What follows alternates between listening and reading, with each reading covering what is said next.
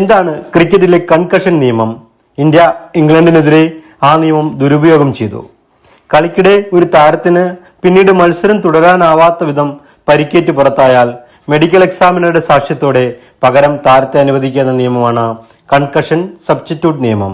India England 4ാം T20യിൽ ജാമി ഓവർട്ടണിന്റെ bouncer തലയ്ക്ക് കൊണ്ട ശിവൻ ദുബൈയെ 2ാം ഇന്നിംഗ്സിൽ പ്ലേയിങ് ഇലവനിൽ നിന്നും മാറ്റിയ ടീം കൺകഷൻ പകരക്കാരനായി ഹർഷിത് റാണയെ പ്ലേയിങ് ഇലവനിലേക്ക് കൊണ്ടുവന്നു.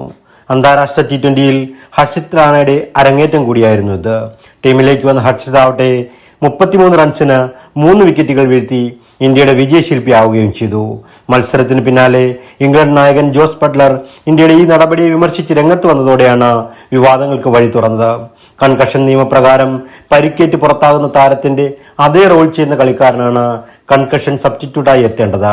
എന്നാൽ ഇവിടെ ഓൾറൗണ്ടറായ ദുബൈക്ക് പകരം സ്പെഷ്യലിസ്റ്റ് പേസ് ബോളറെയാണ് ഇന്ത്യ കൺകഷൻ പകരക്കാരനായി ഇറക്കിയത്.